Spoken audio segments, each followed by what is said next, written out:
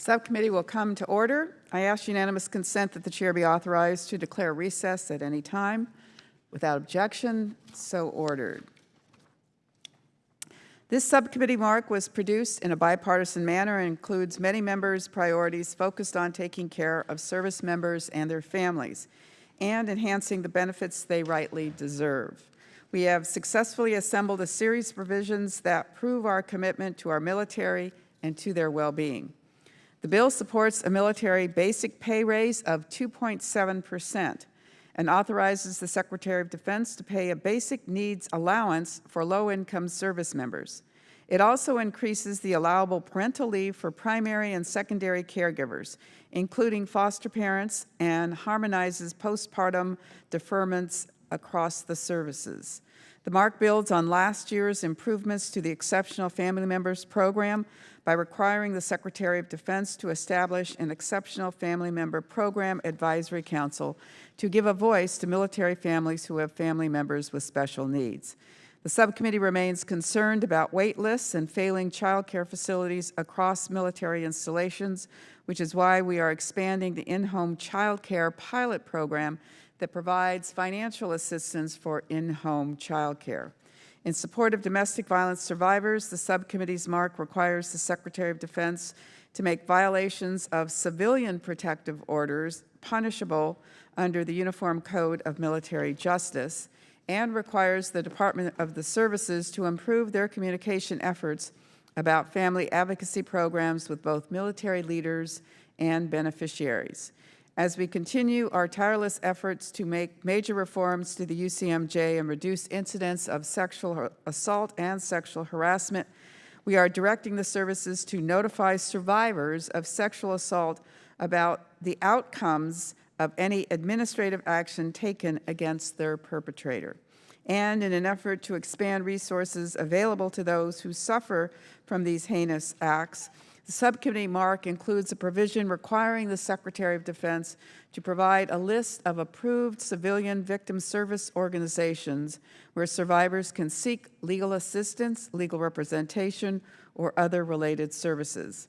The subcommittee continues to provide maximum oversight over the military health system reform by prohibiting the realignment or reduction of authorized military medical end strength until additional analysis on the impacts is complete.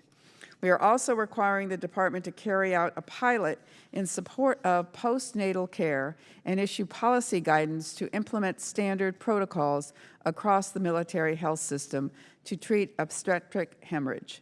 The bill also expands on ongoing pilot that is showing promising results.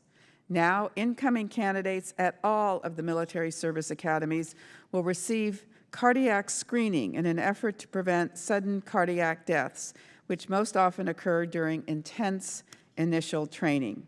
As I've said many times, our service members serve, but so do their families. They make great sacrifices for our nation, and we must continue our commitment to take care of them and their families. Lastly, I want to thank and acknowledge the staff's efforts. Ilka Regino, the newest member of the team, Dave Cicchetti, Hannah Kaufman, Glenn Deal, Forrest McConnell, Sydney Fikes, our new clerk, and Daniel Stites, who will soon be leaving us to join none other than the Defense Department. They have all worked diligently and always in a bipartisan manner to develop the subcommittee mark, and I am very grateful to all of you. The chair will now recognize Mr. Gallagher, the ranking member on the subcommittee, for any opening comments he would like to make. I thank the chairwoman and my fellow subcommittee members for all of their hard work and the dedication that went into this mark, especially amid the pandemic. And I also want to thank the previous ranking member, Jim Banks, for leaving me in such a great position to achieve a number of our members' legislative priorities. I'm very pleased that the subcommittee mark that we're considering includes vital provisions that support our warfighters, our military families, and retirees, and gives them the care and support they need, deserve, and have earned. Specifically, this year's proposal continues to build the Space Force with an increase in end strength. However, the decreases in end strength for the active components of the Army, the Marine Corps, the Navy, and the Air Force will be monitored closely to ensure that we do not stretch the joint force too thin. This proposal also includes an extension of special pay and bonuses for service members in high-demand fields and supports a military basic pay raise by 2.7%. The mark continues the committee's dedicated work in support of the military family. The proposed mark increases the allowable parental leave for primary and secondary caregivers, including foster parents. It also expands the in-home child care pilot program by providing financial assistance for in-home child care services and establishes an advisory council for the Exceptional Family Member Program. Another important section in the proposal requires DoD to review, assess, and standardize the definition of professional military education across the joint force. There's also the requirement for a report on how the art of wargaming is used at the war colleges and military postgraduate institutions. Additionally, there's a report that looks at the manning of military specialties requiring digital technical skills and artificial intelligence, to include a review of the need for a U.S. Digital Service Academy, and I thank the ranking member of the full committee, Mr. Rogers, for his advocacy on that specific issue. The proposed mark requires a comprehensive reform of domestic violence policy and programs in the military. The proposal expedites the process to authorize exceptional eligibility for certain benefits to the victims of domestic abuse. It also strengthens military installation relationships with civilian family advocacy organization and aims to improve awareness and training about family advocacy programs for military leaders and beneficiaries.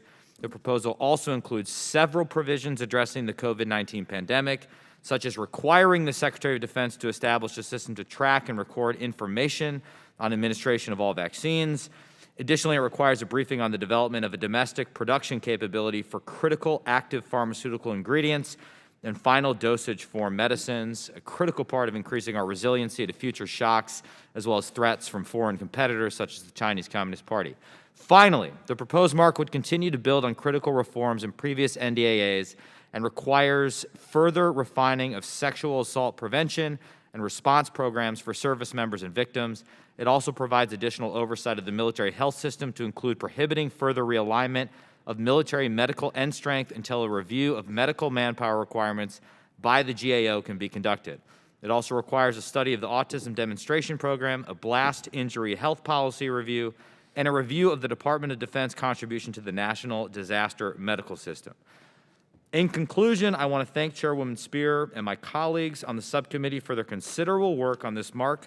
I also want to join the Chairwoman in thanking our incredible staff. On the minority, Glenn Deal and Forrest McConnell, and on the majority, Ilka Regino, Dave Giacchetti, Hannah Kaufman, and Sidney Fikes, who worked in a bipartisan manner to support all of the members of the Military Personnel Subcommittee. And with that, I yield back. I thank the gentleman for yielding. We will now proceed to mark up H.R. 4350, the National Defense Authorization Act for fiscal year 2022. Without objection, the first reading of the bill is dispensed with. Copies of our subcommittee mark and directive report language were made available and distributed to member offices on Monday, July 26th. Is there any discussion or questions on the subcommittee mark? If there is no further discussion, the chair lays before the members the text of the subcommittee mark for consideration. Without objection, the mark is open to amendment at any point. Are there any amendments to the subcommittee mark? Seeing none, the question now occurs on the adoption of the mark. So many of you as are in favor, please say aye. Aye. Aye. Those opposed? Aye. The ayes have it. The mark is adopted.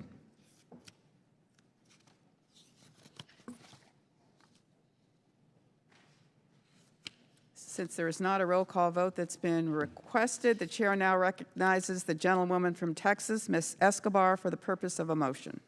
Madam Chairwoman, I move that the subcommittee report the mark favorably to the full committee. The question is on the motion of the gentlewoman from Texas, Ms. Escobar. All those in favor say aye. Aye. Aye. Those opposed? Aye. A quorum being present, the ayes have it, and a motion is adopted.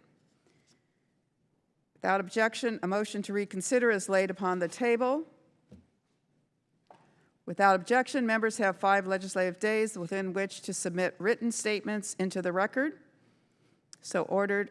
I also ask unanimous consent that staff be authorized to make necessary conforming, technical, and clerical changes and to remove from the mark provisions that would cause the mark to refer to other committees or would result in additional direct spending. Without objection, so ordered. There being no further legislative business before the subcommittee, this meeting is adjourned.